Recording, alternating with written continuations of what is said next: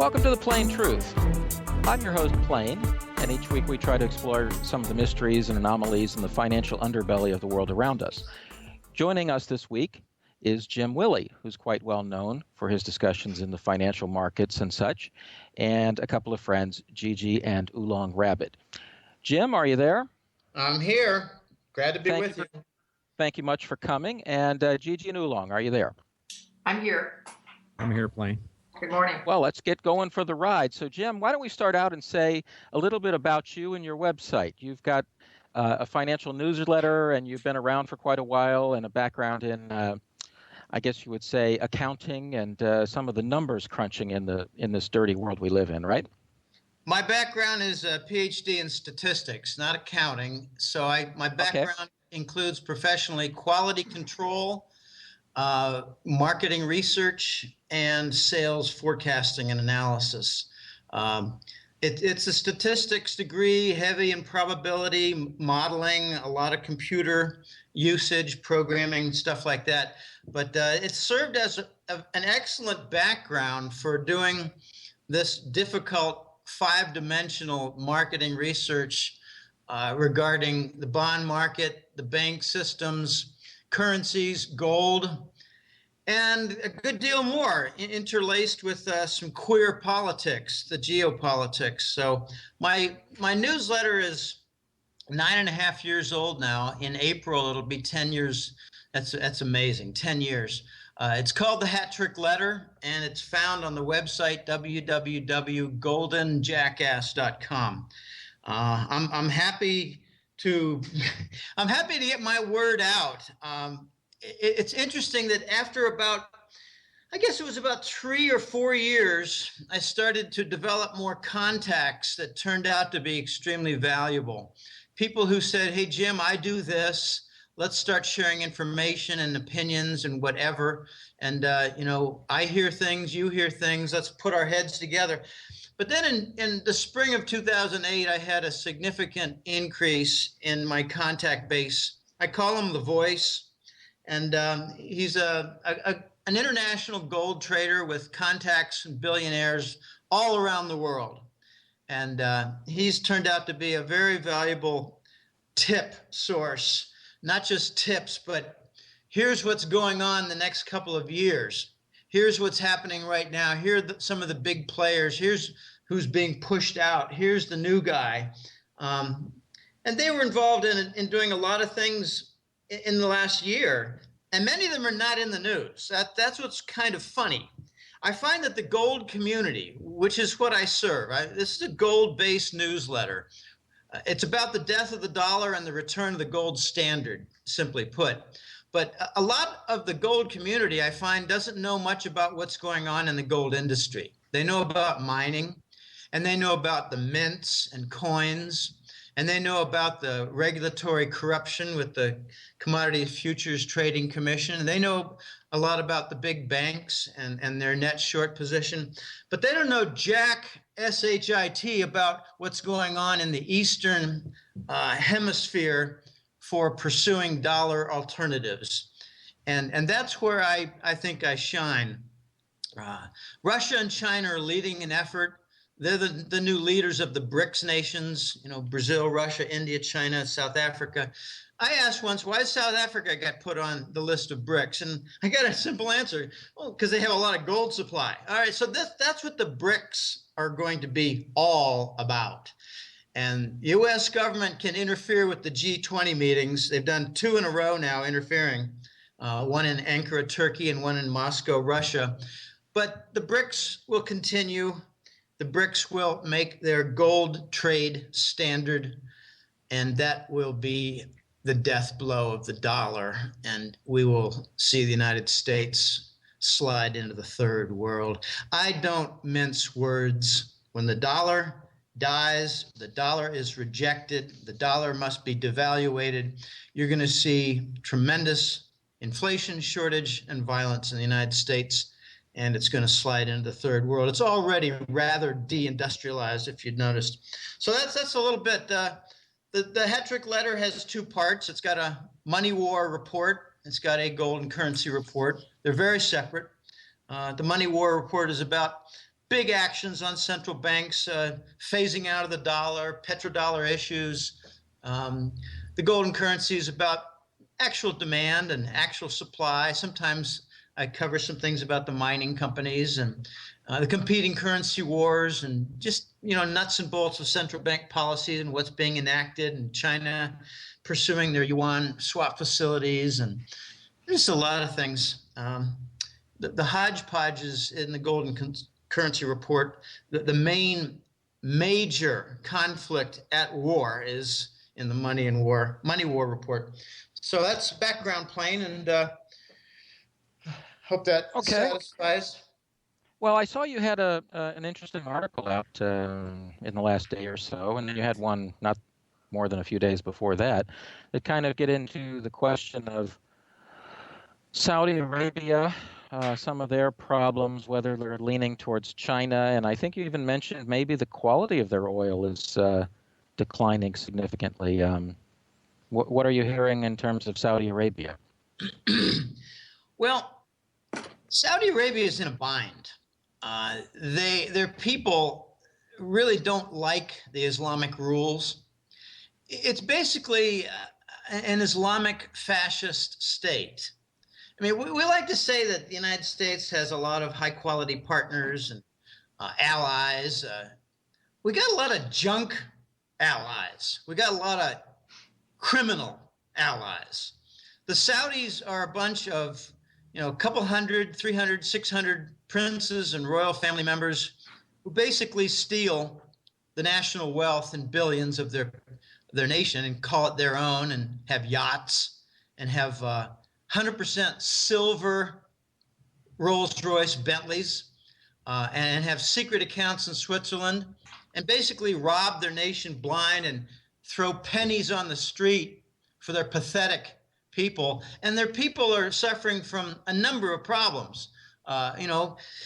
Feeding themselves, their energy costs are going up, and they don't like all the rules. They got between 20 and 40,000 people in their prisons right now just for speaking out against Islam. All right, apart from all that, I think that it's pretty clear the Saudis are the epicenter of the petrodollar. And if you ask 10 Americans, or you ask 100 Americans, what's a petrodollar? I think you get a blank stare out of 95 of them. And the other 5 might say something half intelligent about the petrodollar. Well, I think that's where the, a lot of OPEC countries sell oil in dollars, and that's, I think, the petrodollar. Okay, you get a lot of dumb responses and blank responses. The petrodollar is the operating foundation for the US dollar as the global currency reserve. Nations accumulate dollars so that they can buy oil, whose rules by OPEC are dictated by Saudi Arabia. As these nations collect and accumulate dollars, they do so in the form of treasury bonds. So they collect the treasury bonds and put them in their banking system, and decided long ago, back in the 70s, to make the reserve system for banking across the entire world, most of the Western world, in treasury bonds. So the Saudis enable the United States to live off a credit card.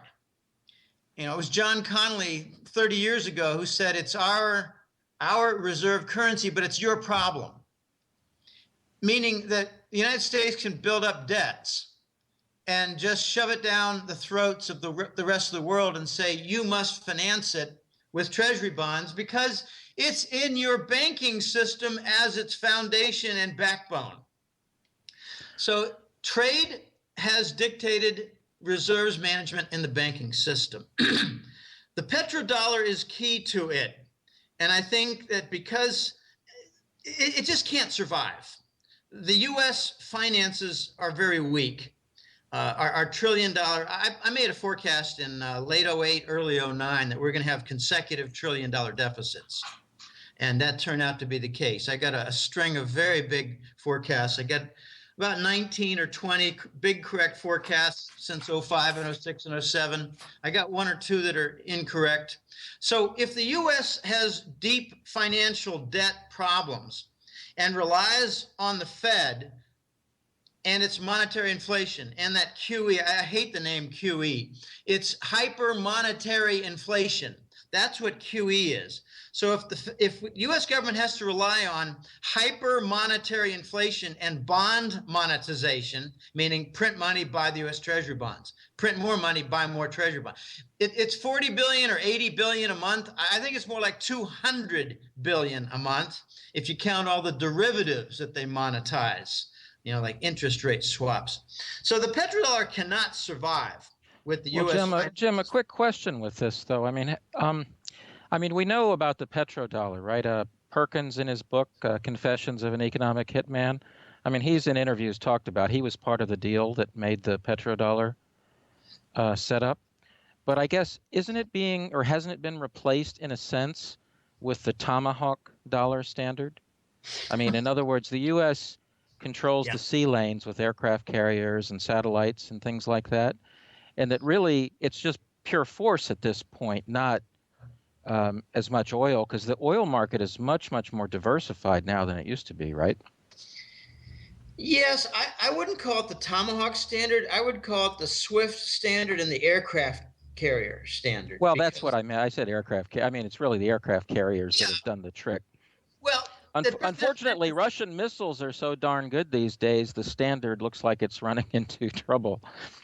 Well, yeah, I'm glad you brought that up, because the Tomahawk in the 80s and early 90s was the premier missile that ruled the roost, and that's not the case anymore. In the late 90s and right around 2000, there were some demonstrations for the Russian Sunburn missile. And, I've got a couple of really good friends, and they're smart people. And they told me back in August of 2004, we're going to have a war against Iran, Jim, and you better be better ready for it. And you better, talk about it in your newsletter. I said, no, there's not going to be any war. Have you ever heard of the Sunburn missile? And they said, no, what's that? I said, what's the reason why there's no war? It's the Peacemaker missile from Russia. Then in August of 2005 and August 2006, August 2007, August 2008, always seemed to be the end of the summer. I got the same kind of messages from the same group of friends. Well, we haven't had the war yet, but we're going to have it this summer, this winter, this autumn. And I said, why? Did the Sunburn missile go away? No, but there's going to be war. You'll see. And I keep telling him, no, you'll see. The Sunburn missile has now a big brother called the Onyx missile, ONYX. And these two missiles are faster and more accurate and have longer ranges than the cruise missile, which has not been upgraded. I hate to say it, but we seem to be full of amateurs running U.S. foreign policy, and we're coming up against a fierce Russian wall. And the Saudis are coming up against the same Russian wall. I don't think the Saudis are pursuing China. I think the Saudis are arguing with the Americans, running up against fierce Russians, and will fall into the Chinese hands. The Chinese have big petrochemical projects already. It's been a year now since their big project right off the Red Sea. It's on western side of Saudi, not the Gulf, not the Persian Gulf. So there's already a significant amount of Chinese yuan floating in through commerce. I think the Saudis are very soon going to announce that it's perfectly fine to sell our oil and receive money in payment with Chinese yuan. They're already taking some euros, not much. They're taking some yen, not much. Some British pounds, not much. But I think it's going to just all fall apart pretty soon, because the Saudis are pissed off.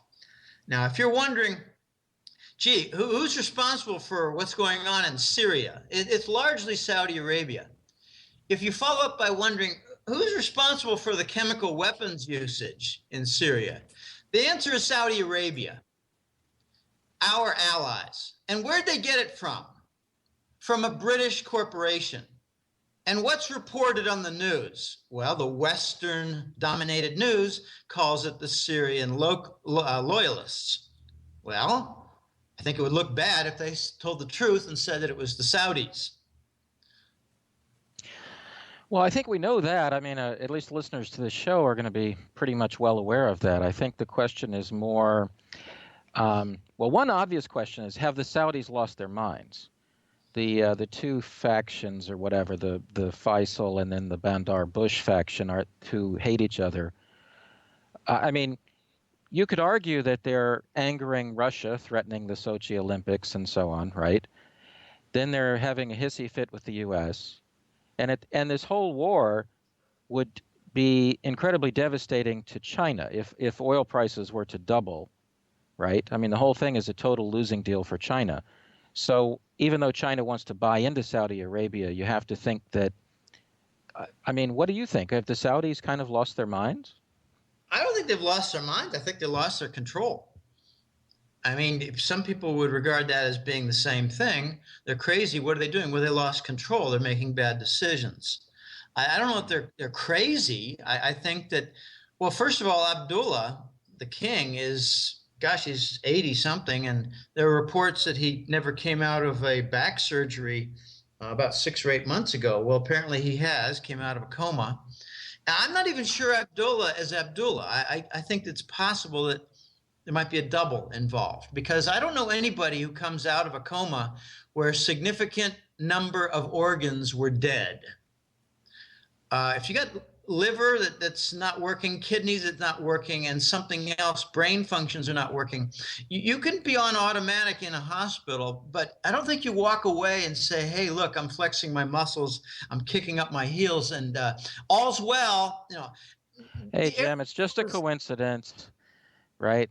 It's, unless you want to be a conspiracy theorist like the rest of us. No, that's a very good point. I mean, we can't be sure that the guy's alive, and that royal family is such a ridiculous thing to begin with. And then some are arguing that a lot of the oil is in the Shia parts of Saudi Arabia. And so there's an internal Sunni Shia issue as well. They've got a lot of internal issues. It's not just their border issues. They got huge internal issues. Their people are fed up with the Islamic fascists. They want to, their women want to wear a bikini on the beach. You know what I mean? Yeah, believe me, I'd like them to wear a bikini on the beach too. But we need to talk about what's going to happen with this petrodollar.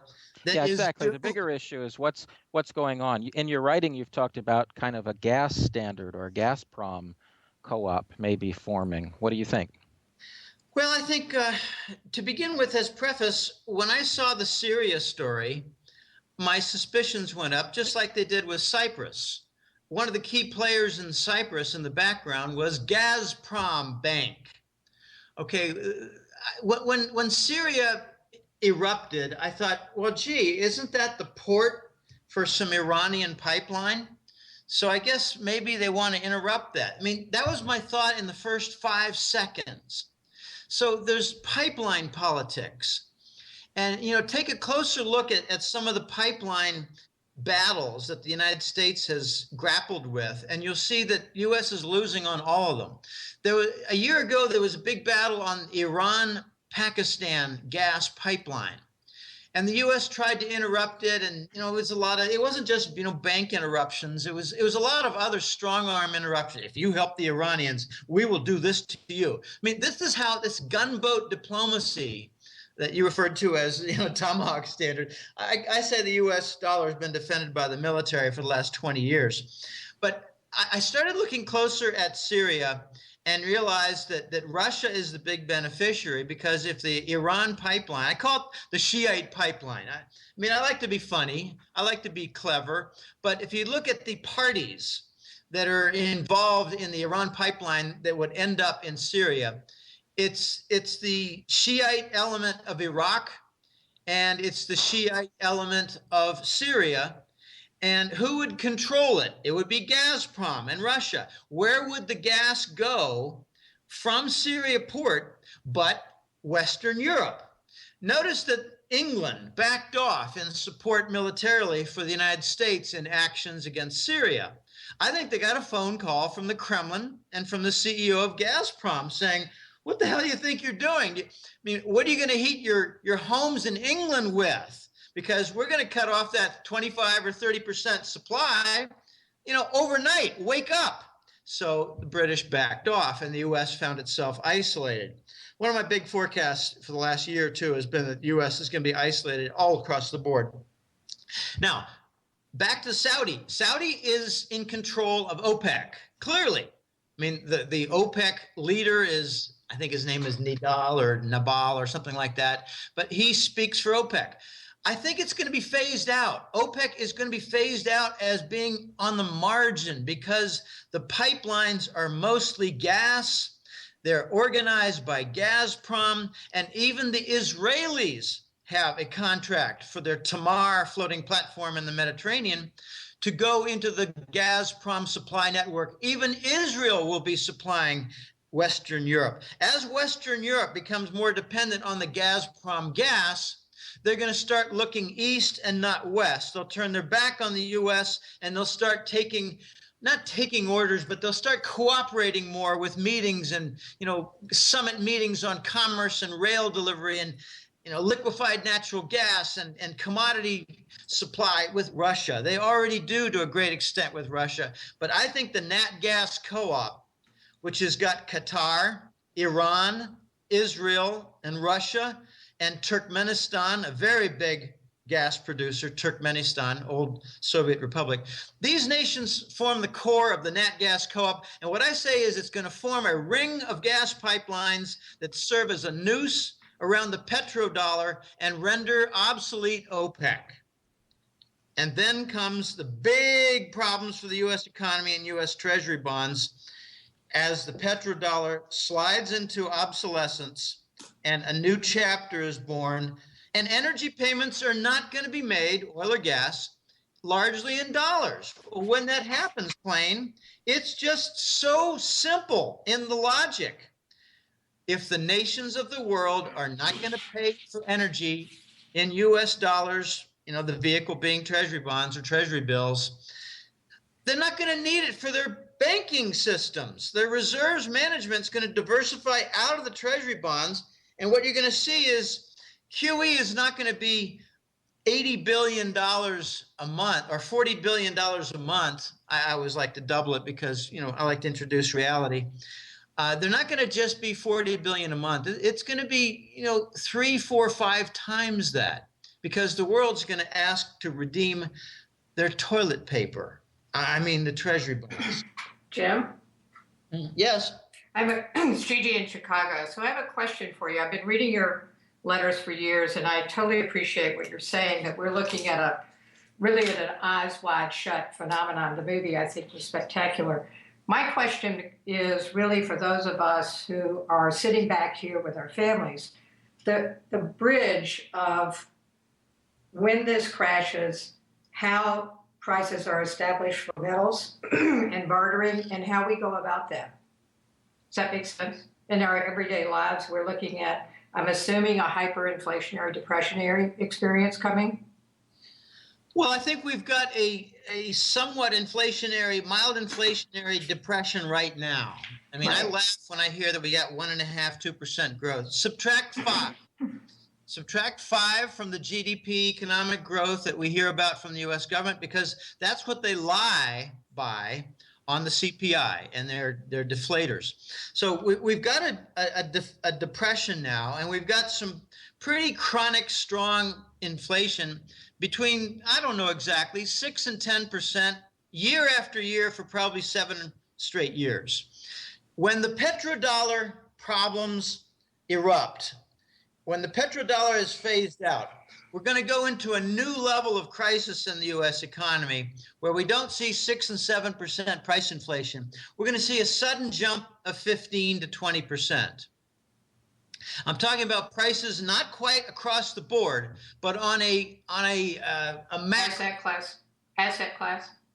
Yep. No, not so much. No, I'm just mean when you go to buy when you pay your monthly bills, it's your utilities, it's your food, it's your gasoline, your whole monthly costs are going to go up by about 15 or 20% suddenly. All of them. I'm sorry, I shouldn't say all of them. There's a lot of domestically produced goods. Agriculture, for example. The U.S. produces a tremendous amount of agriculture and used to supply half the world's food. That's not, well, California used to supply half the world's food. The United States supplies, I think, around 60% of the world's food. That's not going to double in price. It's going to go up in price because it also has some foreign dependence for its cost structure. Just think of, well, they're going to have to run diesel. They're going to on their tractors and the big farm machinery. They've got other expenses in dairy. They need cement and lumber and all kinds of different things, supplies. So, you know, a good rule of thumb is that the U.S. economy has about a 50% foreign dependence. So if the dollar drops 30% on a devaluation, expect about half that to be the effect in price inflation suddenly. Now, I like to point to three areas that are important: gas stations, ATM machines, and supermarkets. I think the gas stations are going to be points of violence for the shortage. People are going to get tired of waiting in line, and when they're finally done with their 2.5 hours of wait, sorry, that gas pump is all empty now. You're going to have to go to another place, another 2 hours. So tempers are going to flare on a regular basis. Supermarkets are going to start having empty shelves. We already are seeing many shelves at Walmart empty. Not across the board, but some of their merchandise shelf. It's from a related reason, not exactly tied to the dollar, but tied with their cash management. They've got a very tight cash management system. So as their cash flow slows, they have an amplified effect on their reduction for inventory. And the third area is going to be ATM machines. I think banks are just going to say, sorry, we don't have any money. But wait a minute, I've got an account there. Yeah, well, you used to. I mean, yeah, you got on paper, you've got an account, but doesn't mean that we have any money to give you toward your account. The petrodollar decline and demise is going to result in price inflation, supply shortage, and civil disorder with violence.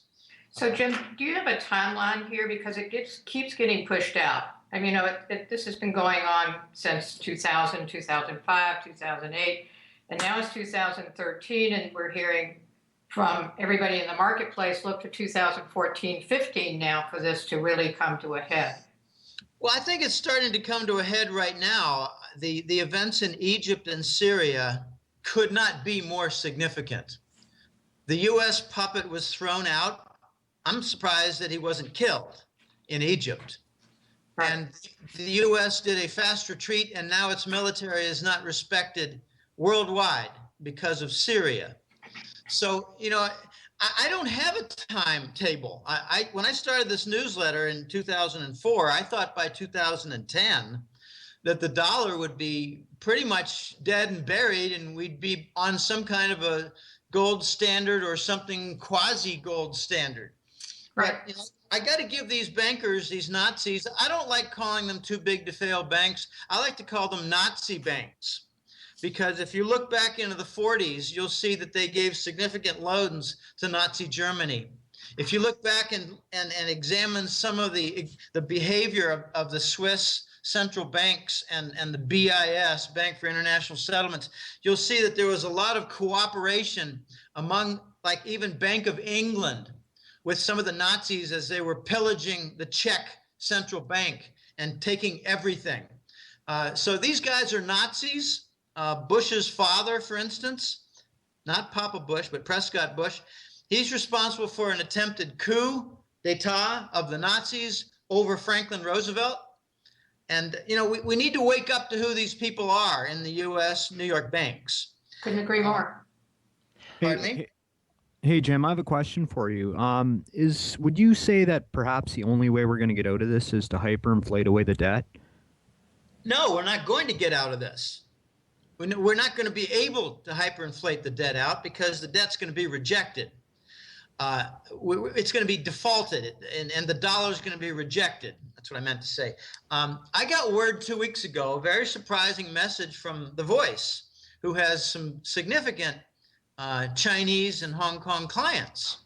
I'm talking about multi-billionaires. I'm talking about agents who work for the People's Bank of China. I'm talking about really big billionaires in Hong Kong who like to collect gold. He said, Jim, the Chinese have already made plans for writing off $1 trillion in U.S. Treasury bonds. And I wrote back and said, well, gee, if your other call of a significant dollar devaluation takes place, I can't imagine that the euro, yen, and Swiss franc and British pound will all go up because they're lashed together. So I'm thinking that if the dollar gets devaluated, it'd be devaluated against the ultimate currency, that is gold. And he sort of gave a tacit agreement, but he's coy at times. And when he's involved with specifically, directly in things, he likes to be a little bit more quiet. He'll throw something out and let me comment on it. And if he doesn't contradict it, it's probably true. And he'd just rather not talk more about it because he's involved.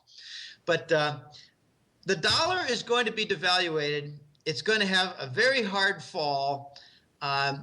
The world is going to have to adapt to something different.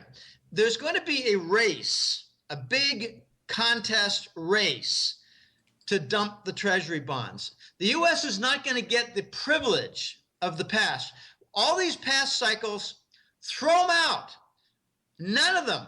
No past is prologue for what's coming because this is a paradigm shift.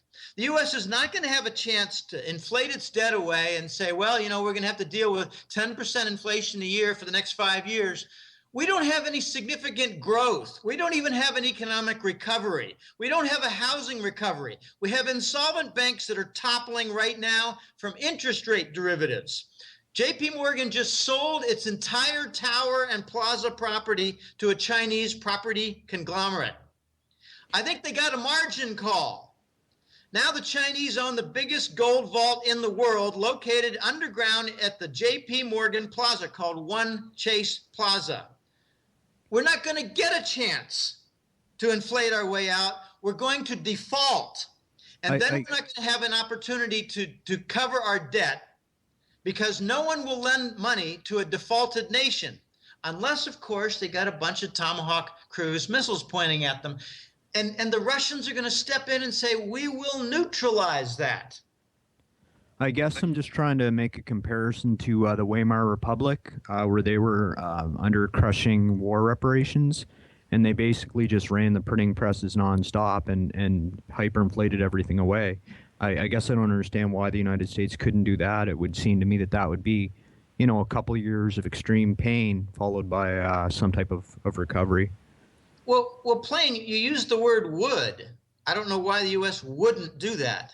They are doing that. So your future concept is happening in the present right now. QE is what you're talking about. QE started in, I think, early 2012 or late 2011. That is inflating the debt away. They are monetizing the debt. That is what you're talking about. So, you know, you got to step back 3 years, 2 years on your perceptions there. We're not going to be able to continue with an acceleration of the current policy of inflating our debt away. We're not inflating the debt away. We're just inflating the coverage of the debt because nobody wants to buy treasury bonds except nations like, oh gosh, it's kind of funny. Russia is buying some because they want to prevent their currency from damaging their economy too much. Now, we've already got the phase where the U.S. is inflating toward their debt, but it's not going away. It's getting worse. And war is the reason why it's getting worse. Nobody talks about war and why the deficits are so big. Half of the U.S. 17 trillion is from war. Jim, got a question for you. So the big topic here is the development of essentially Central Asia from Turkey to China and all that, and the new Silk Road and all of these pipelines and fast trains and expressways and all that, right? And so this is a tremendous deal. But at the same time, we see conflicting forces. I mean, I think today or yesterday, there was talk of India and Pakistan being invited into the SCO.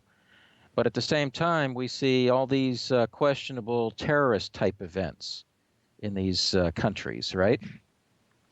And one has to wonder if that isn't the American response. Do you have any thoughts on how America is likely to respond to this development of the new Silk Road and Central Asia and all that?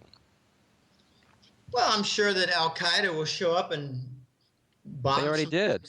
Isn't that what's going on in Dagestan and in Peking and everywhere else? And Oslo, Norway. Yeah, so, don't they show up in very selective places, don't they?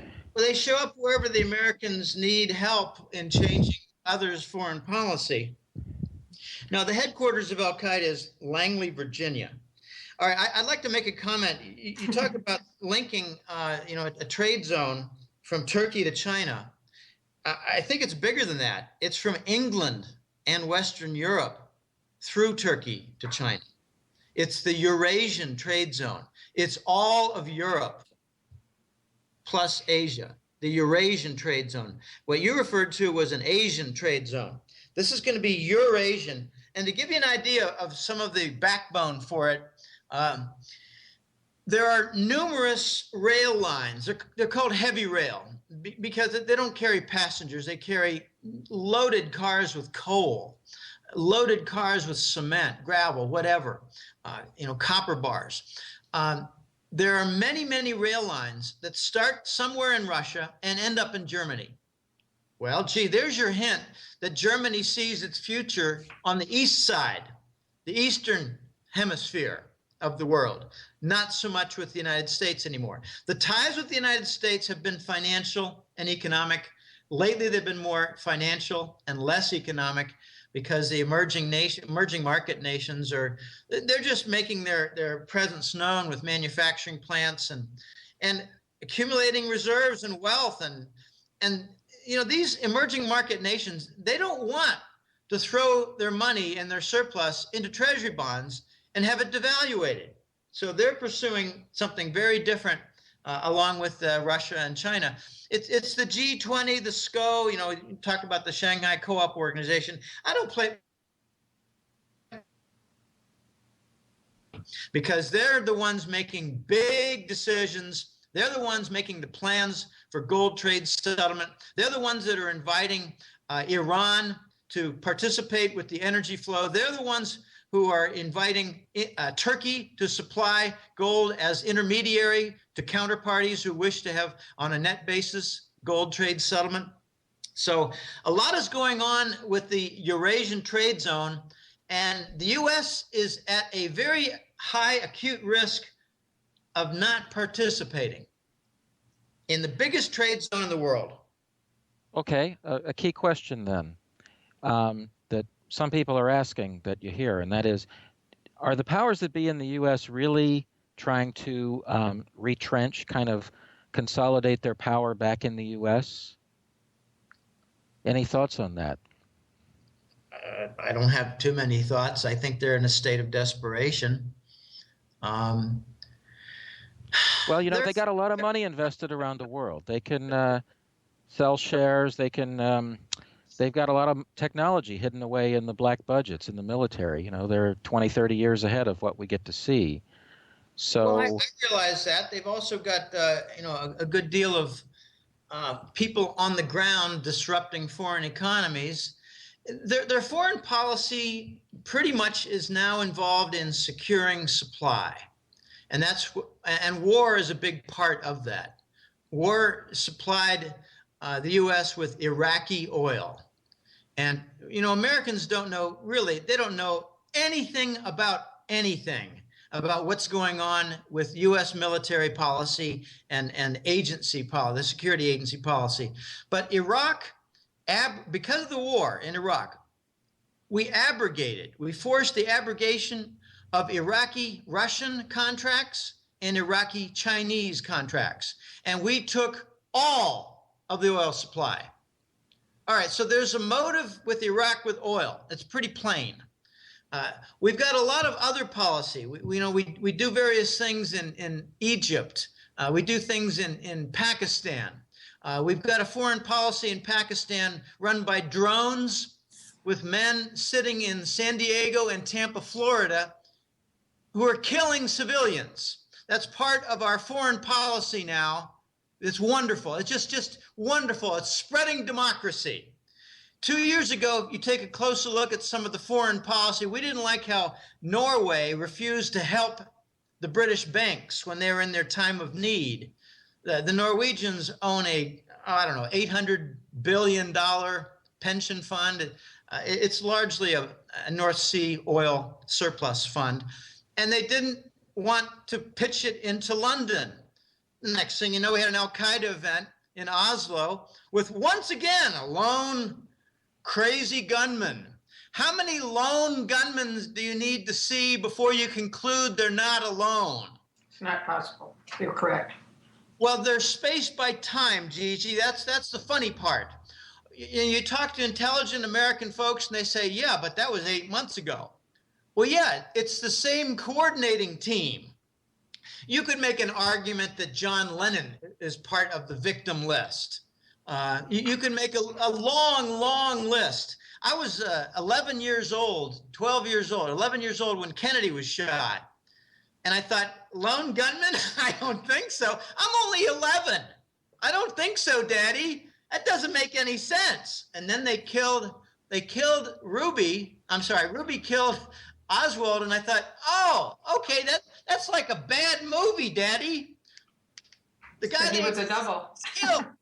So the lone gunmen are getting killed. You know, you take a close look at the grassy knoll in 63 in Dallas, and you got about 30 mysterious deaths of witnesses who were on the grassy knoll in Dallas in November of 1963. Now you got mysterious deaths of witnesses at the World Trade Center from September of 2001. These people are good. They're killers.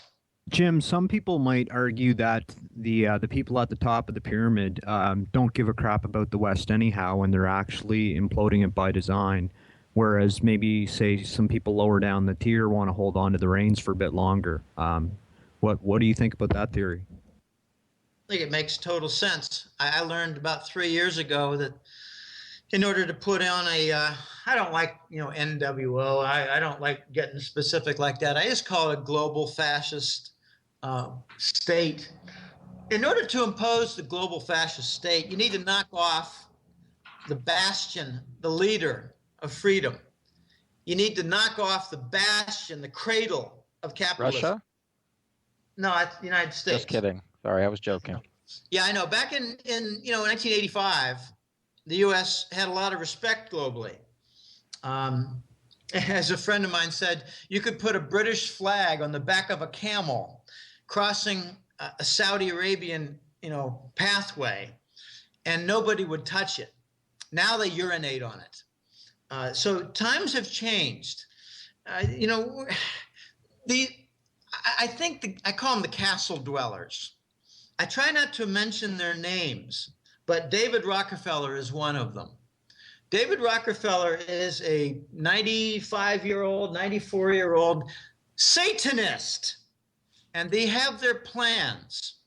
And I think their main plan, starting around 1990, was to wreck the United States. And Bill Clinton had a nice part in that. He hired Robert Rubin, and they, together with the help of Papa Bush and the CIA, they helped to raid and gut Fort Knox. If you want to kill the U.S., first thing you need to do is the standard MO for Nazis: steal the gold from their central bank. How many examples did we see in World War II of stolen central bank gold? Yet nobody seems to understand it's the same bloodline that stole Fort Knox.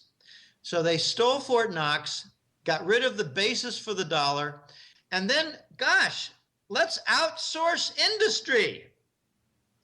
The Bush administration, followed by the Clinton administration, never got in the way of outsourcing industry. Why did Germany do the opposite? The Germans did something different. They said, we're going to take our labor unions, bring them all together, have a national forum here, and really hack it out. And what they agreed on was a 15% wage decline with some benefits reduced, and they did not shed their industry. And they keep getting They keep accumulating a trade surplus. The United States did the opposite. We got the corporate band together who talk with the White House, the Clinton-Rubin gang, Clinton-Rubin-Bush gang. These guys are working together. I don't care what political party they are. It's the bankers versus the non-bankers, the people versus the bankers. It's the old argument. Eventually, the people were going to oppose the bankers, but we started. But they're outsourcing industry, and your listeners need to understand what was the motive for giving China the most favored trade status. Why were they given most favored nation status in 1999? I struggled with that for about 5 or 6 years.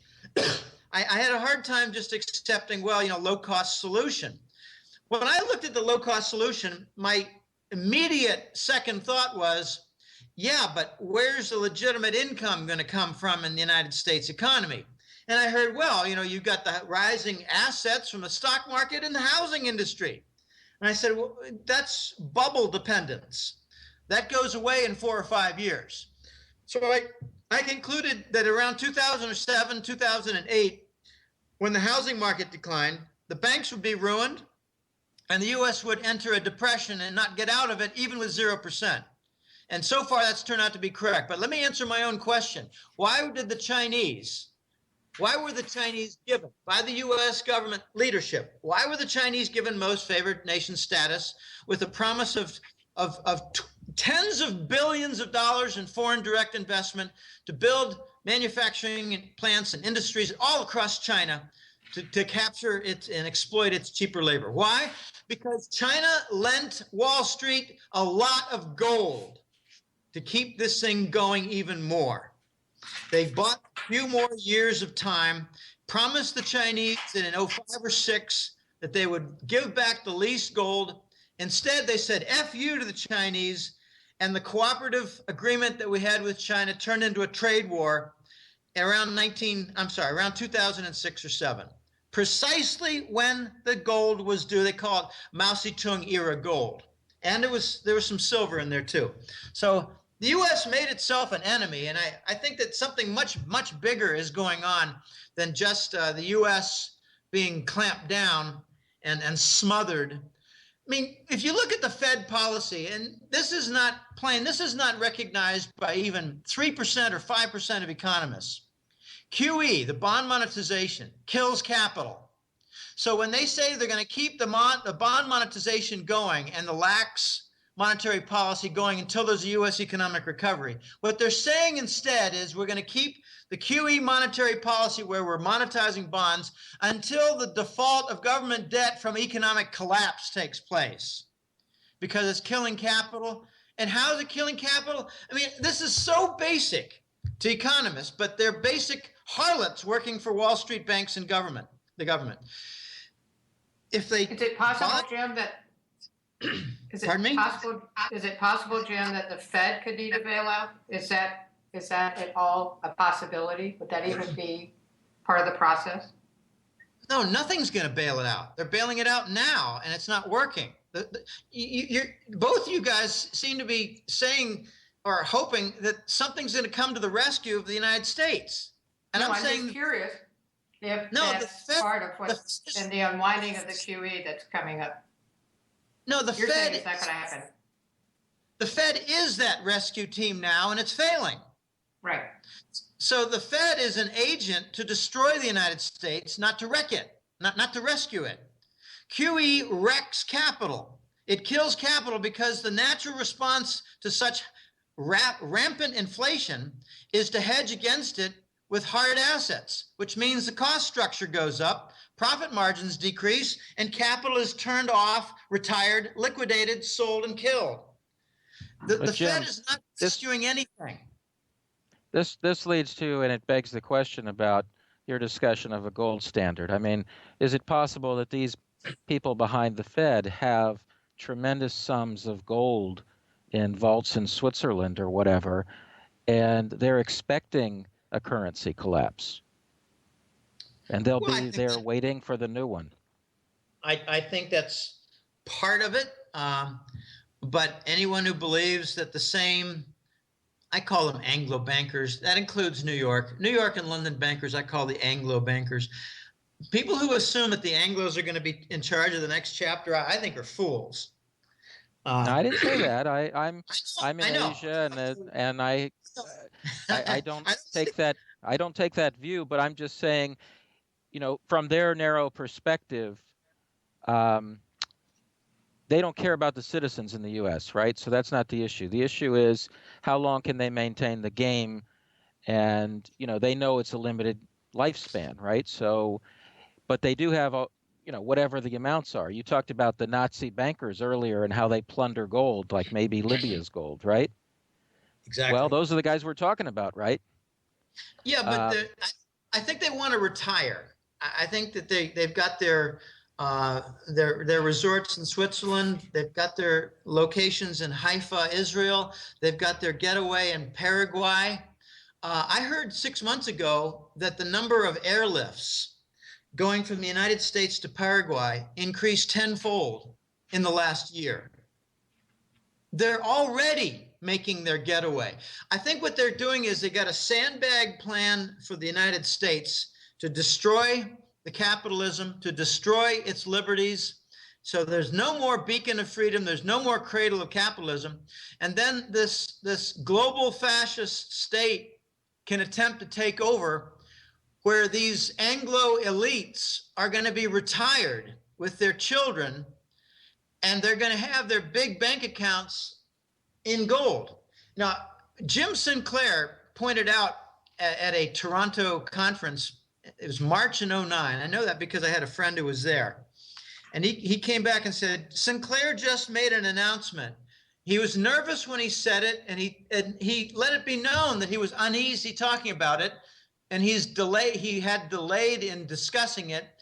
But the counterparties for all the big four banks in the United States, and add Barclays in London, so these big Anglo banks are short gold. Well, who's got the long counterparty position? A lot of them are private accounts from Wall Street and London banker executives. They're not the bank's positions. They're the executives' private offshore bank positions. And then there's another side, and it's the Exchange Stabilization Fund, which gets no press at all. That's a big, big intervention fund managed by the Department of Treasury. And they've got a lot of the pro-gold, long gold counterparty position, and a lot of counterparty position for many other different things, like the German stock market or French stock market or Financial Times British stock market. But this is very complicated. I don't think that the Anglo leaders in the banking elite are planning to take control the next chapter. I think they're going to pass the baton to Russia and China and ask that they can be not killed in return. Good point. That whole scenario was just terrific, because I've wondered about who the longs were in the market as well. Thank you. Well, I don't have all the answers. I try to piece things together, but it's extremely difficult. And what I've heard was that there are a number of different Asian organizations that are pursuing the Anglo bankers right now. And they've got a list of 500 that they want to kill or disappear. So, the Anglo bankers might have a hard time struggling in Switzerland, Israel, and Paraguay. Hey, Jim. They might not be left alone. I don't think they're going to be allowed to live on the Cayman Island. They're not going to be left alone. There are too many people who hate them. And this is getting so weird that the criminal organizations like the mafias, the Japanese Yakuza has been hired for a long time to do Western dirty work. The M organization out of Israel, they've been doing dirty work for decades. But there's another organization, it's called the Triad. They're out of Hong Kong. They're deadly. And they've been even invited to come here to Costa Rica to maintain the peace between the Mexican drug lords and the Colombian drug lords, to protect the Chinese interests here. So, is that the White Dragon Society, or is that different? Well, the White Dragons have been hiring the Triad. The Triad is not the White Dragons. The Triad is a crime organization that's been around for 40 years or more. Maybe 300 years. I would say 4,000 if that's just You might be right. I'm showing my ignorance here, but they've been prominent in the global games far more than just a regional basis for over 40 years. And I'm hearing that they're being hired more and more by significant groups who want to get things done. And when I heard 3 months ago that they were hired to come in to keep the peace between the two big factions fighting over Costa Rica. And by the way, Costa Rica is a huge trafficking center from South America to North America. Trafficking, and I mean, I hate to say, but I've heard stories of trafficking in women. I know of a fellow who has, on 3 different occasions, been accosted by the sister of a missing woman who went out on a Chinese yacht off the coast for a week of fun and frolic, drinking and sex and whatever, for a nice big payday like $1,000, except they never came back. So there is some trafficking going on. It's not just money and drugs, but the women is that's a much smaller piece of what Costa Rica is all about. Costa Rica is very big into drugs and money. Hey, Jim, we got one. Go ahead, Blaine. Okay, I'll give you mine. Some people theorize that essentially after World War II, and we saw it with the first Bilderberg meeting, there was kind of a coming together of what you might call the Anglo bankers and the, shall we say, Teutonic technologists or Teutonic faction. And that maybe there's kind of a divorce between the banker faction and those who, let's say, control the military black budget, so to speak. You know, the stuff in space and you know, the stuff at the bottom of the ocean and all that other stuff. And I don't know if you have any thoughts on that, but superficially, there's a bit that could make sense out of that. The weapons are getting so good that maybe those in charge of the weapons just feel like they don't need the bankers anymore. We're always going to need the bankers, even if it's to just guard the gold vaults. Yeah, but I mean in terms of they don't have to listen to them as equals. They can just say, you go to Paraguay and be thankful we let you stay down there. Well, yeah, but the old adage of whoever controls the gold controls the power, I think that is very true. And now we're starting to see that there's some ancient Chinese families that are coming forward with a tremendous amount of gold, and some of the stories are very real. Okay, when I got really close and had, I don't know, 3 or 4 long conversations per week with The Voice, this is back in 2009, late 2008 and 2009, because this is when he gave me a month pre-warning. I got a tip-off a month in advance of Lehman falling. He actually asked me, Jim, there are 3 companies that they're gonna die. Can you guess what they are? And I said, were you talking about out of New York? And he said, yeah. And I said, well, Lehman Brothers, this is back in July and August of 2008. I said, well, Lehman Brothers credit default swap is really going up fast. I think that Lehman's going to die and it's going to be a victim of the mortgage bonds. He said, okay, you got one. And I said, well, the Fannie Mae stock is down 90%. I've been talking about the housing market, going to hell, and I think a big victim is going to be Fannie Mae. So I think Fannie Mae is probably going to be a second dead element. And he said, yeah, you got 2. And I said, I don't know the third. And he said, well, it's insurance. And I said, I don't know, Nationwide, it's not on my side. We joked around. And he said, no, that's not it. I'm not going to tell you what it is. Well, it turned out to be AIG. In the subsequent conversations, after everything fell apart, we talked a lot about how the U.S. government debt was going to face enormous pressures toward default. And I said, well, they're going to move it right down to 0%. I said this back in January and February of 2009, long before the ZIRP policy, the 0% interest rate policy came into effect. I said, they're going to move it down to 0%, but it's not going to work. It's not going to stimulate anything because we gave up our industry, which is the traction for any new CapEx, new capital expenditure, business investment. We gave up our traction to the Chinese for industry. And then we started talking about, I'm getting to your answer here. We started talking about, groups like the Bilderbergers. And he said, Jim, Bilderbergers get a lot of attention. And can you tell me why they do get a lot of attention now suddenly? And here we are in 2009. And I said, well, my guess is the Bilderbergers get a lot of attention because they're not in power anymore. And he said, excellent point, Jim. You got it.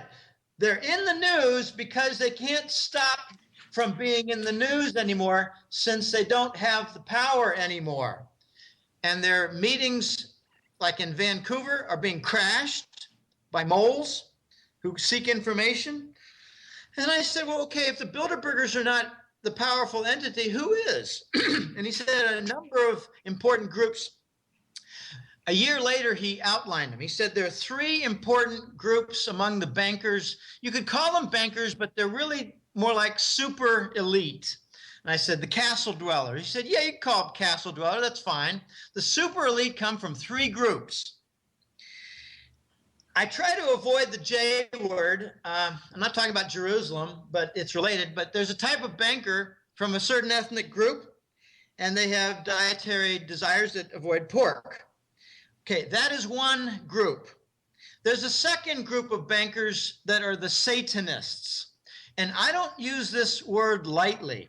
I'm talking about Satanists who have ceremonies.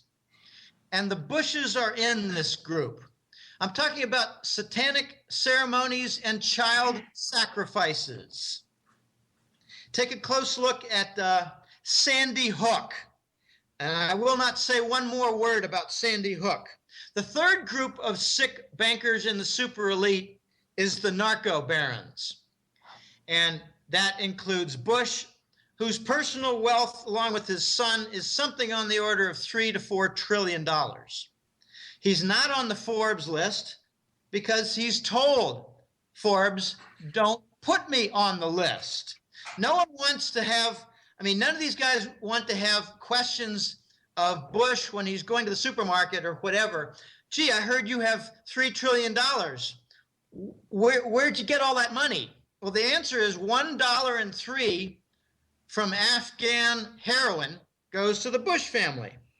All right, back to the three groups. So you got the non-pork bankers, you got the satanic bankers, and you got the narco bankers. There's a conflict among all three. They don't like each other. They don't get along. The two satanic and the non-pork bankers, they get along better, but they hate the narcos because they think that they're Johnny-come-latelys. I love that phrase. These narco barons became trillionaires too quickly. It didn't take them 100 years. It didn't take Bush 100 years. It took only 1973 with Air America, the other motive for the Vietnam War, the Cambodian Triangle. Did you know, listeners, that there were more tonnage of bombs dropped in Laos and Cambodia outside Vietnam than in Vietnam during the war? And the U.S. military likes to say, well, that's where the supply routes are coming from. No, that was for the battle for control of the Cambodian heroin triangle. Why did the U.S. delay its entry into the Yugoslavian conflict after Tito died? Clinton announced in 93 or 4, we're not going to get involved in a domestic dispute. Then later we did, because we captured the Eastern European heroin market and made sure that the Chechens did not get it all. Now you've got Afghanistan. So the three pieces are there: Cambodian Triangle, Bosnia, and Afghanistan. U.S. controls 90% of the world's heroin. What about the chivalric orders? Do you put them in there? The black nobility crowd from Venice and Knights of Malta, Knights Templar, Teutonic Knights? They're all in the mix, and I just don't know how it all ties together, but there's some strange things going on right now. I've been told that the Asians are giving orders to the Vatican. The Asians ordered that Benedict retire early. The Asians dictated that the fascists, you can look at the Vatican and people who I talk to, I say, are you aware that the Vatican has a lot of bankers? Oh, you mean in addition to the cardinals, do they work for the cardinal? No, the cardinals work for the bankers. And you know, take a close look at the cause of death for John Paul II, in office for 30 days. He was murdered. 33 days, wasn't it? Okay, he was murdered. So why this sudden cleanup at the Vatican Bank, Jim? I don't really know, but I think there's some, I call it the new sheriff in town, and I think it's the White Dragons. I'm not really sure. It's very difficult to get confirmation, but I was told a year and a half ago, no, I was told around 2 years ago, November of 11. I remember because I have a different apartment every year, it seems. I remember where I was sitting, and I got a message saying that a powerful Eastern force has just made available $50 billion, and they're going to start pursuing gold. And clowns who watch things like the White Dragon stories say, well, gee, they've got all that gold, the price of gold's going to go under 1,000. Well, that's a bunch of BS. But they use the gold as collateral to raise cash. And with the cash, they went and pursued London gold, and they've drained at least 5,000 tons out of London banks of gold. That's to rescue control of gold, to send it east. And it has not stopped.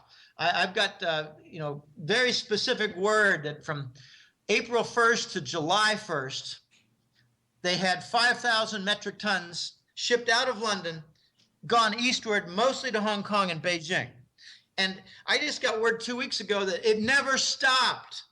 I ask questions. I have every single month almost. I say, has the shipment of gold from London stopped? Did it end in July?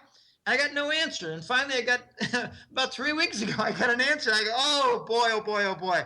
Things are really heating up. So a new sheriff is in town, and you have to look at a lot of details regarding the London purchases. If they had margin calls, why didn't they just print money and pay off the margin call? It was because the London bankers used Chinese gold improperly as margin for European sovereign bond derivatives and futures contracts that all went bad. They all went bad and they got wrecked. So the Chinese stepped forward and said, all right, we're going to enforce the margin call. And they had to replace more margin in like kind. So they had to come up with more gold to get rid of the margin call and satisfy the Chinese, who were going to come forward on a threat to demonstrate to the world in evidence that the London bankers improperly used allocated gold. And, it's not just going to be the gold trade standard coming into place. It's going to be the replacement of stolen and misused allocated gold accounts from private elites.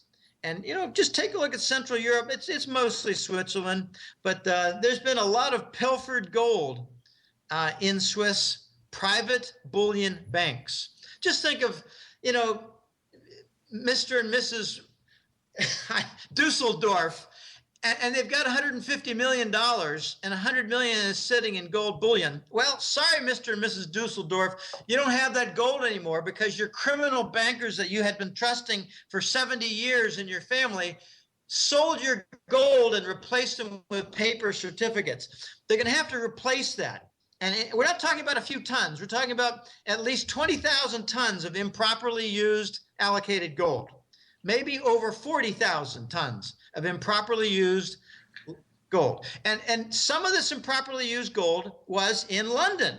And that's part of the 5,000 tons that has continued. We're talking about something on the order of 1,000 tons a month or more. That's a lot of gold. And if it continued for another year, we're talking about another 18,000 or 12,000 more tons. So maybe we've had as much as 18,000 tons, 17,000 tons leave London and Switzerland heading to points east since April of 2012. That's enough to change the balance of power and the privilege for giving Vatican new orders. Let me just explain something quickly about the Vatican. Vatican has slush fund private accounts. Obama has a multi-million-dollar private account in the Vatican. And so does Geithner, and so does Paulson, and so does Clinton, so does Hillary. And they're trying to clean it up. on orders from the new sheriff in town. And I wish I knew what some of their leverage was. I think it was simple. We'll hire the Triad to murder you and your family. That's what I think is their leverage, but I can't prove anything. I'm just guessing. Maybe their leverage is a sudden sale of treasury bonds. Do we really know who ordered the Fed to do their stupid taper talk plan in May? Do we really know who gave the order? Was it China? Was it a test? I don't think the Fed did a test because they knew what the answer would be. Full dependence of the treasury bond market, full dependence of financial markets in the Western world. This is basic. I've been saying for 3 years, they can't stop the big aid for 2 years since QE began. They can't stop the big aid and support for the treasury bond monetization, because if they do, things will fall apart. It's obvious. Full dependence. Okay, Oolong, go ahead. Yeah, I've just got a question. How long, like with all this gold flowing to the east, Jim, how long can they keep suppressing the price? And the second part of that question is, do you think that the Easterners want a lower price and they're participating in it? I don't have a time answer when you say when or how long. The answer is not according to a calendar. The answer is according to events. You know, I first got exposed to the concept of an event-based sequence when it came to the Iraq invasion by the United States. By the way, the U.S. stole their central bank gold. We stole the Baghdad gold. I'm shocked. Stole all of it. Okay, I got exposed to the event schedule from that war, and then I've come to learn that you can't say, well, you know, by the time we get through the December contract, the COMEX is going to be dead. No, you can't talk that way. You have to think in terms of the COMEX will continue to suppress the price of gold until they don't have any.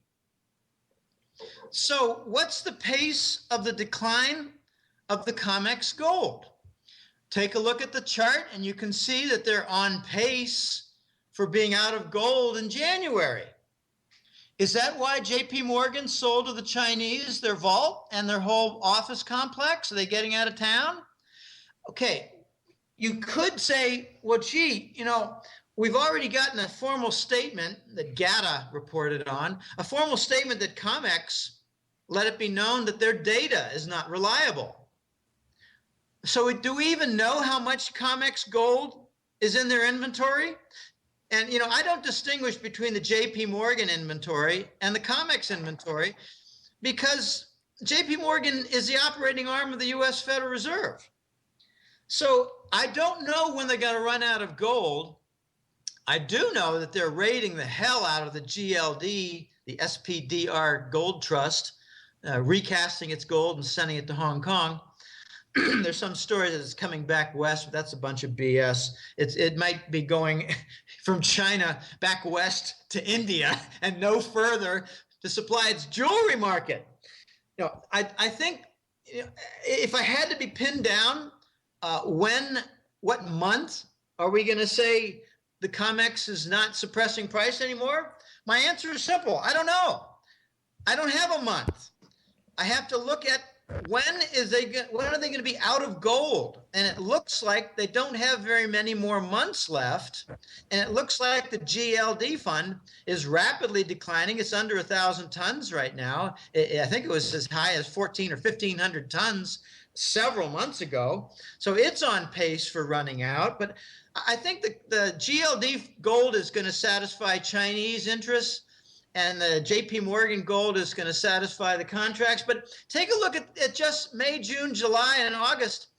JP Morgan is making sure that none of the contracts for gold are even being delivered upon. So we're already approaching a crisis point in the COMEX where they might not have much of any gold left, and they're not really delivering on much of any contract. I don't say all. I don't know. I think it's the majority. But gosh, it can't continue much longer. And I don't have much sympathy for people who say, well, gee, I'm getting tired of this. So am I. I don't have sympathy for it because you have to look at the events, and the events are very clear. The events that are happening now are completely different from a year ago. We're making progress toward shutting down the COMEX and killing off the big New York banks. Because Hey, Jim, yeah. Rome wasn't collapsed in a day, Yeah, I know. And Caligula. It takes a while. And now you're depressing me because, here I was thinking of maybe moving to Uruguay, and you're telling me that all these JP Morgan types might be in Paraguay right next door. So that's kind of a bummer. No, but there's the border between those countries, and there's a big jungle in between. Don't worry. I know there's a little safety there. I know. Okay, but I do have one big question, though. Well, let me get back to your second half of the question. I think China is cooperating in keeping the price down because they like a lower price. I think China is shorting the market along with New York banks, and they got some brotherhood of thieves involved. Okay, but here's the follow-up to that, and that is, what are your thoughts on the whole Yamashita's gold, the stolen resources of World War II that the Japanese had, and a lot of it was in the Philippines and Marcos and so on and so forth? How much of that is in play, and just anyway, your thoughts on that? That's a huge question. It's very difficult to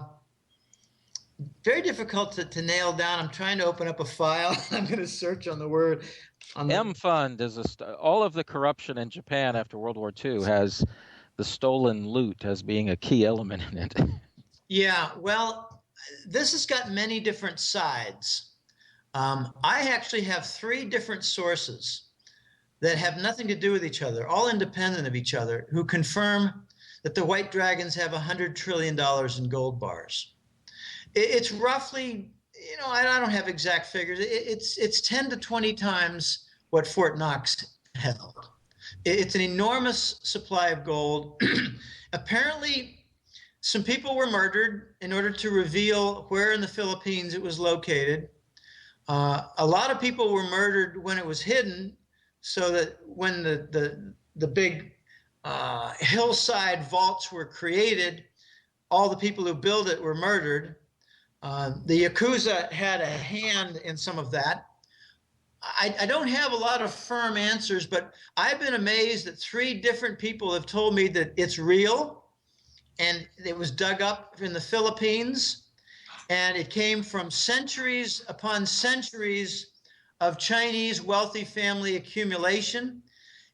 It was lost largely from the pillaging and the genocide rampaging of the Japanese in the 17th, 18th, and 19th centuries. They made a regular habit of going into China for rampaging, killing off thousands, hundreds of thousands, and stealing gold.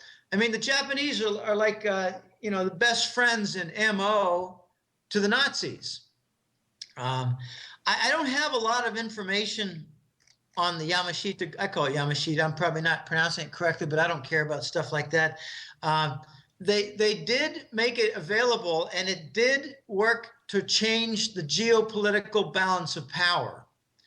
And what I've come to learn is that a good deal of the London gold has been pursued and drained as a result of this White Dragon gold stash. It's a gigantic stash that would cover an entire football field full of wooden pallets stacked chest high. So we're talking about a tremendous amount of gold. They're not going to dump it on the market. They're going to use it to kill off the Anglo banker power structure. And that, I think, is their primary objective. And it surprised me several months ago when I heard that they hired the Triad to do their enforcement. Because let's face it, you need a countervailing force for the CIA and their murder squads, and you need a countervailing force for the same group that starts with an M in Israel. So now you got a 3-way structure where the US and Israel are pretty much team players. Let me just give you a quick story that it points out how strange some of these things are. There were stories about how Mrs. Olson was on the commercial craft that hit the Pentagon. Well, I've got a source who was actually inside the Pentagon in September of '01, and he said that it was more like 100 pounds of CMEX planted in the Army accounting office because they didn't want the report to go out for $2 trillion in stolen appropriations. Anyway, supposedly Mrs. Olson was on the commercial aircraft that hit the Pentagon. She was given orders. You live in Sweden, you shut your mouth, and you stay inside the Swedish borders. It's called rules of engagement. Well, she was caught at the French-Swiss border in '09, carrying as a mule some bearer bonds, and she was escorted. Some people think that she was given protection in Paris. No, she was handed over to the M boys out of the Israeli group, where she was shot in the head because she violated the rules of engagement. She did not stay in Switzerland. She got bored after 8 years. Poor lady. Well, now she can sleep in a frickin' coffin. These guys operate with very serious rules of engagement. And I don't know what rules are going to be applied to these Anglo bankers, but I'm starting to hear from more than one source, undersea Caribbean prisons. So that was my third source to confirm the White Dragon enormous cache of gold. He actually told me in June, I told through a friend, he told through a friend that in June of 2012 that they had 450 mid-level bankers in the Caribbean undersea prison. And I said, why mid-level? Because they're not high enough ranked to be protected as directors and VPs, and they're not low enough ranked because they know what was going on. He said, yeah, they're not low enough. Low people don't know where money is moved and offshore accounts are located and scummy operations take place. Well, I got an update in June of 2013. Same guy, same contact friend. It was now close to 1,000 bankers, mid-level bankers in undersea Caribbean prisons. So, you know, I have a joke. I like to say, well, let them start their own currency system in this undersea prison and let it be their own teeth. They like extracting teeth. They like teeth. Yes, that's a fair point. Well, maybe they can get some gold fillings out of them too. Well, may I ask a question though? Who would be managing these undersea prisons? Why not just shoot them? What's the point here? Because they're flipping. So you mean it's to protect them to get the stories out, the information out? They're flipping and earning their way out. And they're apparently providing some rather ripe information. I can't get that out of the White Dragon contact. It's a fellow who comes to Costa Rica and does various things. He gave $5 billion to the Costa Rican Central Bank to prevent an insolvency grand problem for the nation and their banking system. He's doing a number of different things. He's trying to buy hundreds and hundreds of acres, thousands of acres for Chinese wealthy. They want to buy up the farmland. Where do you think the farm supply will be redirected afterwards? Higher prices in Costa Rica for food. That's what I foresee. No, it's really hard to get firm information, but I'm going to try to meet this fellow. So, Jim, well, it just sounds pretty far out. I mean, not denying it. It's just kind of like, who has the juice to grab these people and haul them away? Well, maybe it's done by the Triad plane. Maybe the Triad. They got the juice in London or New York to do that? Well, who has the technology to travel in a craft undersea? A lot of people. A lot of people do. Who has the ability to build underground cities in the United States? Well, lots of companies and countries have that. Okay, then you can answer your own question then of whether such a thing is possible. I've seen pictures of undersea structures. I'll email you some. Well, we've interviewed Richard Sauder, if you know who he is. He's the leading authority on underground bases and undersea bases. And I mean, the technology was very good 40 years ago, so it's a safe bet. They've got incredible stuff today. Well, there's a big undersea base off the U.S. naval installations in San Diego, a very big undersea facility. So maybe it was built by the U.S. military in the Caribbean. Maybe it's for docking with submarines. Maybe it was sold by the military to the Chinese 10 years ago. I don't know. I'm just raising questions. Yeah, that's totally fair. It's just we're getting into a very, I don't know if you say far out subject, but the whole Yamashita's gold, that whole underground financial world that seems to be 10 times bigger than the one we can see. Well, let me just raise a question to you. Do you think that September 2011 supposed earthquake in Virginia was really an earthquake? Bullshit. Excuse me. No, I'm not a coincidence theorist, so I tend to look at these things with a jaded eye. That's very surprising, and to see, what was it, the Washington Monument cracking and all that? Well, my source tells me that it was a sabotage of an underground city in Virginia. Tens of thousands perished. These are the type. Tens of thousands perished.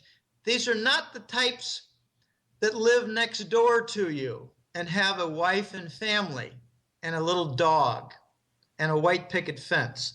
These are spooks who, if they die, you'll never know, and they don't have neighbors who will ask questions. Hey, Jim, do you want a little quiz? Sure. Okay. In, I don't know, maybe 2006 or so, something like that, 2007, there were the largest electricity generating nuclear plant on Earth was in Niigata, Japan. 2 days in a row, big earthquakes hit. One was almost directly under it, wiped it out of production, billions of dollars in damages. And there's been almost no discussion of this ever since. Yeah, I know. Can't prove anything. Don't even know if it leaked. I assume it did, but we don't. But the point is, that was an incredible economic hit on Japan, and there's almost no discussion of it. Well, fast forward to February 2011 and take a look at a lot of the geological data that the Russian and Chinese scientists have gathered. And nearby Fukushima, there was a nuclear event. I'm not talking about a nuclear plant. I'm talking about a nuclear detonation event, followed hours later by an earthquake event. Two separate events with completely different scientific signatures. A nuclear event has a big boom on the meter scale, followed by a lot of little ones. The P wave and then the S wave, yeah. I'm not familiar with a lot of the details. I just know that it starts out huge and tapers down. The earthquake is the opposite. It has a bunch of preliminary tremors that result in a larger climax at the end.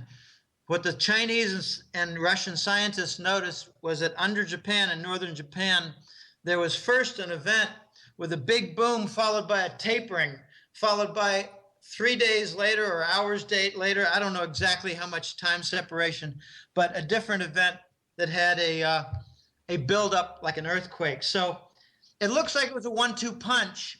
And just coincidentally, the Japanese had announced that they were going to accept the Chinese yuan swap facility and work toward a regional currency standard. Well, Jim, I'm in Japan, and I remember after it happened, something like a week or so later, there was a sporting event in Russia, and there were reports out on the internet that Putin essentially gave a speech there, and he said, you know, how tragic it was that Japan was attacked. And then maybe a month later, there was a sporting event that I have seen the video of, and you can see on YouTube, where there was an ice skating event, and it had a traditional Japanese performance, and it broadcast the seismograph of the whole thing. And a lot of people commented that this seemed incredibly strange. And in it, by the way, the text of the song, the ancient Japanese song, goes along the line of, you know, it's so terrible to face such an attack. And a lot of people, again, commented that in Japanese, you really wouldn't use that kind of phrasing for it. It would be a natural disaster, not a natural attack. So it might have been a message by Putin, essentially saying, look into this and reevaluate who your friends are. Can't prove it, but I'm just saying that's a little tidbit if you're interested.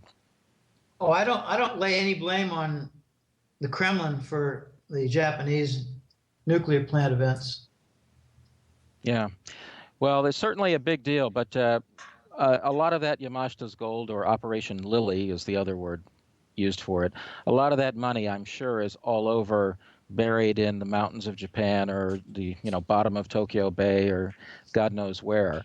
And so it's still in play to some extent, and I think that's really messed up their politics in many ways.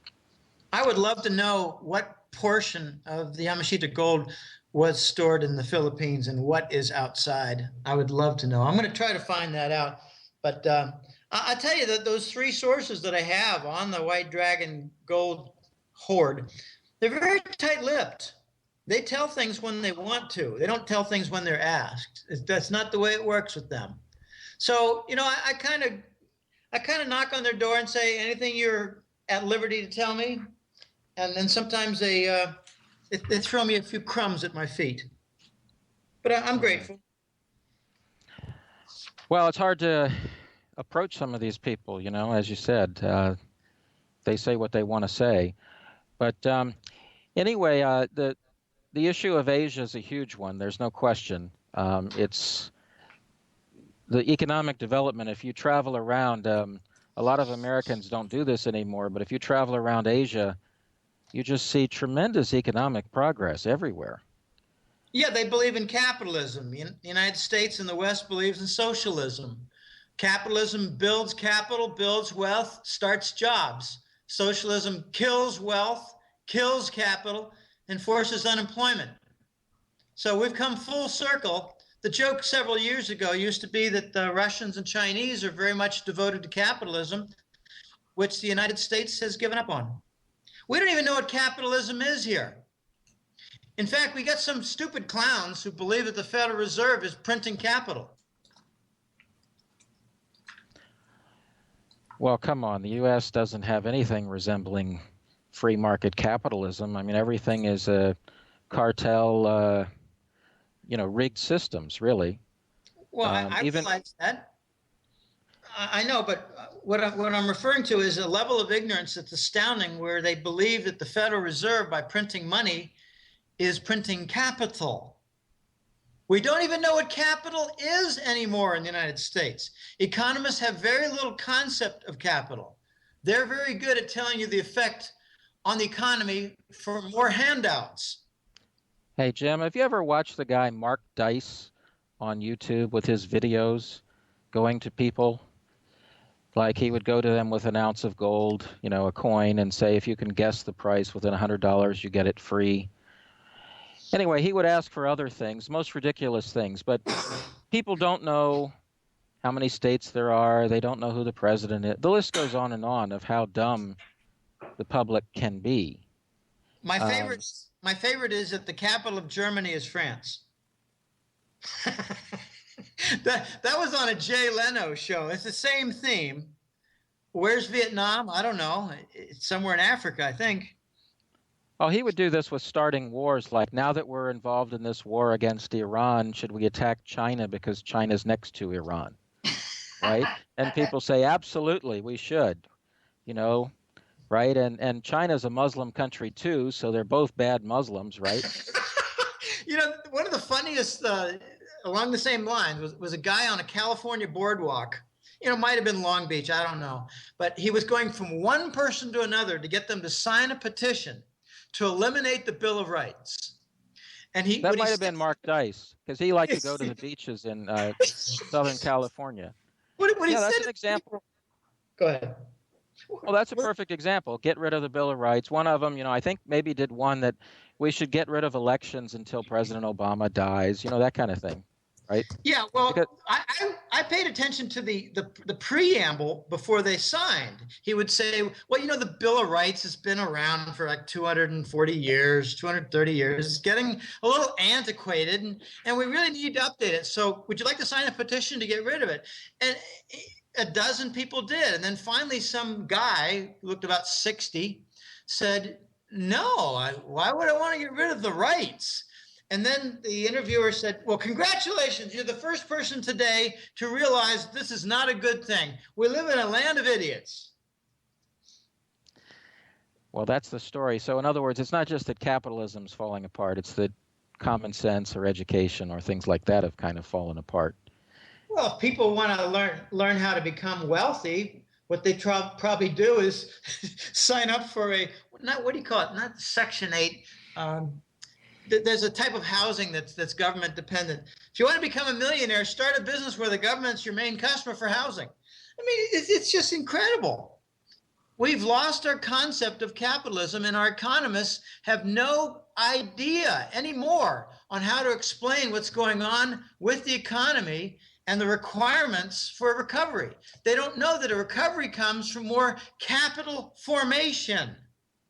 It's not from handouts, you economist morons. You don't give more handouts and put money in people's pockets. What a moron concept. You enable them to start businesses, cut back on government regulations and just red tape for company formation, make it easier to borrow money for well-conceived business concepts. No, we have no idea what business is. We have no idea what capitalism is anymore. It's becoming a farce. Hey, well, Jim. Oh, go ahead, Gigi. Sorry, I want to go back to the kill-off Anglo banker structure. I know we're running over. And we talked about the taking of actual personnel. But how are they going to do that in the marketplace? Are they playing games where they lure, as you suggested, the bankers, the traders in, the high-frequency traders, and then they come around the back door and take it out from them? The retrieve gold, for instance? Well, payment? I don't have a great answer to that, but I do have something that sheds light. I have one client who's from San Francisco, and in the summer of 2012, we had a few conversations, and he said, Jim, I want to send you a piece of information. It's a list of 965 bankers who've lost their jobs. And I said, okay, are these mid-level bankers? He said, well, there's some vice presidents, there's some executives in there, but it's mostly mid-level bankers, yeah. And I said, so if a bunch of bankers disappear, could they be on this list? And he said, well, I don't know that a whole lot of people would miss the mid-level bankers, so maybe, I don't know. So, when 960 bankers lost their jobs, not a whole lot of people were able to say, well, yeah, I knew 5 of them. They were working with, Citigroup. I didn't know any. And I might have maybe one friend who knows some bankers who lost their jobs. But there are a lot of people who are losing their livelihood, losing their income. And if they were to disappear, would you even know it? So I don't know how these people are being disappeared. I think they're just being taken. They're being arrested by Interpol. I've been told that the White Dragons have hired Interpol. I'm not talking about complete control of Interpol. I'm talking about, the Serious Fraud Division and maybe a couple dozen others who work for Interpol. Interpol is a large organization. There's a criminology laboratory in Nicaragua. It's Interpol. So they're all over the place. I don't know where they're snatching people, and I don't know what they're doing. I don't know what kind of questions, but I know what my agenda would be if I snatched a mid-level banker. I would like to know who has the counterparty risk on all these naked shorts. I would like to know, where did the allocated gold go? What was the destination of improperly taken gold from allocated gold accounts? I would like to know, what are some of the details of the GLD fund and where that gold is going? I would like to know a lot of different things. I would like to know details on, say, fake gold bars that happened under the Clinton-Rubin administration. They not only stole Fort Knox, but they replaced them with fake bars, a lot of them. And a lot of them went to Hong Kong. If you take a look at some of the official trade data and look at details for Hong Kong, you'll see a lot of industrial supplies. That category just sticks out like a big fat sore thumb. I mean, it used to be, like $20,000, $30,000, $40,000 a month. Well, suddenly it's $1 billion, $1.5 billion a month, $2 billion this month. It's, I think, for reinstatement of fake gold bars. I heard it got so bad they had to remelt and recast most of the gold that they're importing, Jim. Well, yeah, but that's to change the identity of where it came from. That's not to get rid of the tungsten. That's to get rid of all the evidence. Oh, okay. It's recasting. You take a bunch of GLD gold that has bar numbers, bar lists, all the IDs, and you don't want anyone to find out in the future that it came from GLD improperly. So you take all the bars, you take it to a Chinese or Hong Kong refinery, and you get it recast. And also, they don't like the sizes. They don't like ounces. They like certain sizes. They like 1 kilogram bars and 5 kilogram bars. In the US, they like 1,000-ounce bars, which is, I believe, about 60 pounds. That has no metric equivalent. So they're getting rid of the serial numbers and the King's weighting system, the avoir du poids, ounces and pounds and crap like that. Gosh, I'm so embarrassed when I say, well, I can't think in terms of meters. I think in terms of inches. Oh, what are you, stupid? That's what I get here. Let me just think in terms of yards, and I'll just call them meters in my head. But I'm at 83 kilograms. Their scales at the gymnasium, they don't have pounds. So I'm wondering, am I under 180 yet? So I have to convert. It's 81.7. I have to get under 180. I have to get under 81.7 kilograms. So, okay, I can convert, but it gets really tough when you see a price per liter of gasoline and you want to convert it to gallons. It's basically multiplied by 4 and then take 5% off. We're antiquated. I think long ago, 200 years ago, some people had a plan to keep the U.S. isolated because they were going to kill it off later. That statistics training comes in handy, huh? Well, you got me on the wrong foot there, starting off saying I had an accounting background. I don't know jack about accounting. Sorry about that. Statistics. I have a graduate degree, PhD in statistics from Carnegie Mellon, probability and statistics. The thesis topic of the asymptotic distribution of the convex hull of a spherically symmetric random sample. So I am very well versed in statistical modeling, stochastic processes. I used to be in charge at Staples headquarters, in charge of their seasonality calculations. So when the U.S. comes out with their chronically readjusted, seasonally adjusted unemployment, I challenge it with experience and knowledge. We used to have a rule. I was in charge of the seasonality coefficients, which were handled regionally across the U.S. for different, Easter and Christmas was different in Florida compared to New York, so different regions. We had a rule. Don't change your coefficients for seasonality more than once every 3 years. I did one after about 3.5 years. What do they do in the Department of, Bureau of Labor Statistics?